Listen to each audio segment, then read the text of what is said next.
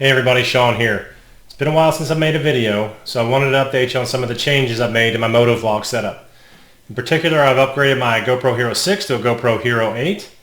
The GoPro Hero 8 has some really good image stabilization features that I'm hoping will help smooth out some of my footage. If you've seen some of my videos, you know I need help with image stabilization.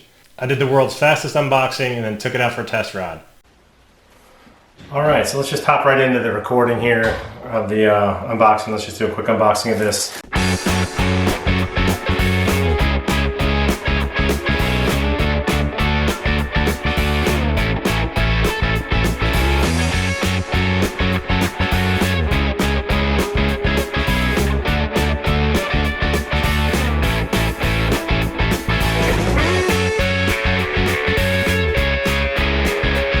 There we go. There it is. GoPro Hero 8. Let me show you something real quick. Let me grab my 6 here so I can show you the difference that I'm talking about here. So the battery door and things are on the opposite sides. So here's the 8 and here's the 6 side by side. All right, there they are. Battery compartment on the 6 is on the bottom here, and I believe it's that way on the 7. I only buy GoPros usually every other generation. So here's the battery compartment. Here on the, if you're looking at the camera, on the right hand side is the USB-C port where the microphone goes into. So that's how I have my helmet set up. On the 8, it has a couple different features here. It's got these mounts at the bottom, so you don't need an enclosure technically to do that, to mount it to your helmet. You don't need an enclosure. You can technically just put it right on any GoPro mount. But the battery door, if you're looking at the camera, is now on the left side, as is the USB-C port. So on the 6, the USB-C port is on the right. On the 8, it's on the left. Only causes a slight problem for me, and let me show you. Okay, so here's my helmet. It's the HJC DX1, I think it is. I'll get that right. Anyway, so if you're looking at the helmet, you can see that I have the frame mounted here. Okay, and then I have a Pro Shot, which are awesome, by the way, if you're dirt bike riding or have a helmet that doesn't quite mount a GoPro quite correctly. This thing is really good. It has 3M locking Velcro, so it's on there really strong. And this is the second time helmet I've used it on. It's fantastic. And as you can see, here's my GoPro mic adapter, which everybody loves. Everybody loves the mic adapter because it's such a pain, but it's a USB-C, so that's how it works. So what I'm going to have to do is, if I'm going to mount the 8 here, I'm going to have to get that microphone over on this side. So I'll just have to put some Velcro over here and get that bad boy moved over. So I will do that, and then let me get rid of this, and then I will take it for a test ride. So that was the unboxing. We're going to go ahead and get the battery charged up and go take some test footage.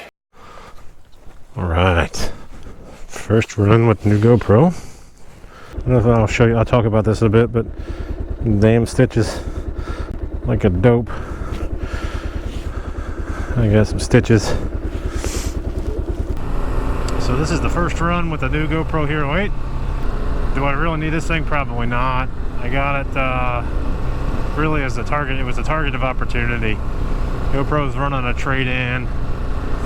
I traded in my kid's. He doesn't use it anymore, but my oldest kid's original GoPro that we had, you know, would hook up to the bicycle, you know, we attach it to the dog's collar, all that good stuff. I was only able to get about 50% of the battery charged before I ran out here. I wanted to get while I had some daylight. Dang, my nose is itching. Woo! But I also wanted to burn that gas up that was sitting in the carb. I haven't drained the carb because I've been running this thing every couple weeks. Trying to keep from having to winterize it completely. I think once I get through February, I'll be good to go down here. It's not too bad right now. It's probably mid 40s, something like that, high 40s. It's been in the 50s for a high most of the week, so I'm looking forward to playing with this thing. It's got a lot more features than the Hero 6 had. We'll see what I can do with it. And then that also frees up my Hero 6 to go into other parts of the bike, or as a second camera, maybe on the handlebars or something. I don't know. We'll see. I want to play with the remote. See how I can hook that up to multiple cameras and see if I can get that going. I never did try that with the silver that I had. But as far as the GoPro trade-in program, I traded in that Hero, like I said. The deal is, you trade in any camera, and they say any camera, it can be old as hell, not working or working, broken or not. The only stipulation is the camera, when it was new, had to cost $99 or more. And I think the reason they do that is they don't want you going down there to Walmart and getting you a Dora the Explorer $10 camera and trade it in on a new GoPro. But so you get $100 off the price of the GoPro, which you know, is better than nothing. It's a pretty good deal considering. I think Amazon had them $50 off for a little bit on sale, so $100 is probably the best thing you're going to get discount wise on a new GoPro. So we'll see how it goes. I'm anxious to get back to making videos, man. It's been too long. It's been too long. Got some spots out picked out for camping this spring. Looking forward to that. We'll be doing some of that camping this year. Gonna go again and try to do my Easter camping, which was the infamous hot dog juice incident. Hopefully won't have a repeat of that, but I wouldn't mind a repeat of the weather for that trip. That was great, especially for April in Western Maryland. But this time it's going to be Western North Carolina. I'm trying to convince RONC to come out with me. Get him to head south. Might be a little warmer in April. Anyway, I'm going to go down this road here. I've never been down this road. And I'm going to stop at the food line over there and get me some Diet Coke. Or as I refer to it, the ambrosia of the gods. Diet Coke in 2-liter bottles. Yes, sir. Yes, sir. So for these settings on this particular run, I got it set at 2.7K with hyper smooth at high. So we'll see what that does. I don't know. I'm not a freaking, you know, YouTube guru or videographer or any of that stuff. I just know how to turn the things on and yap in front of them, so that's about it. But it looks cool. Summertime.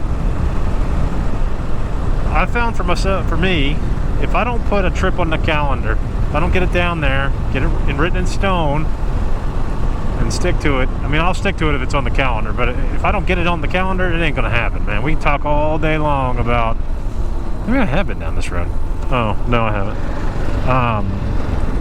You can talk all, there's the lake. You can talk all day long about going camping and blah, blah, blah. If you don't put it down, make the reservations and all that good stuff, it ain't gonna happen. Life gets in the way, man, especially where I am in life. I got 3 kids older. You know, all the kids are older. Got my one heading away to college next year. So life gets in the freaking way, man. So if you don't get it booked and get it down, it ain't gonna happen.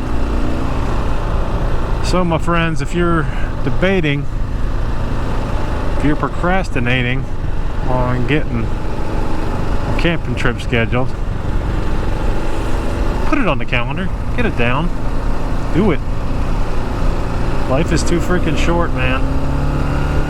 I'm shooting this video the week after the death of Kobe Bryant. So it's incidents like that, man, that really make you think about how precious the time we got is. I'm not trying to preach, I'm just saying. So I'm gonna go ahead and book all my stuff for the summer, like soon. I gotta coordinate with a couple people, make sure that I'm not gonna be camping alone, but and I don't mind camping alone either. I will do that. I have done that. But it's more fun when you got multiple people and people on KLRs. I did get an invite from a group of KLR riders that are heading my direction this summer. Again, I'm trying to talk RONC into coming with me. I might go up meet those guys. That'll be cool. And if all that happens, I'll be sure to film it. Man, this is a fun little road. Gorgeous back here. Oh, I like it. Ooh, twisty action. I wonder where it's going to dump me out at. So I showed you at the beginning, before I got on the bike, my stitches. I'm a dummy. Basically, cut my finger with one of my pocket knives. Pretty much all the way, almost all the way to the bone. Got it all the way down to the tendon. I didn't really look too hard at it. I opened it up when I first cut it and saw something white in there, and I was like, oh boy. So I just put some pressure on it, went to the doc and got stitched up.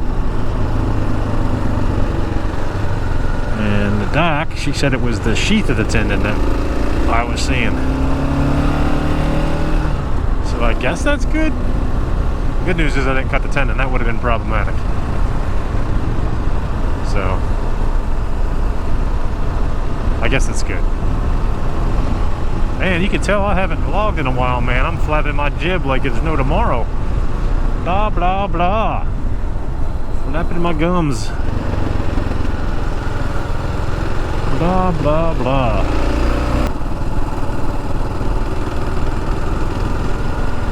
Oh, this is cool, man. I didn't realize there was this much road back here. Dog barking. Alright. Feel pretty good. We're getting some of this gas burned up on the KLR. I don't like to let it sit too long with gas in the carb.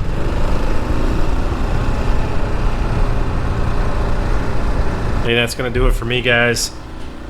As always, if you made it with me this far, thanks for watching the video all the way to the end. If this was halfway useful to you, go ahead and hit that subscribe button, hit the little bell up top so you get notifications when I upload new videos. And I'm really looking forward to spending some time on the KLR this summer and maybe getting some really good moto vlogs in with that new Gopro Hero 8. So, as always, guys, appreciate you. Talk to you soon. That's all I have to say about that.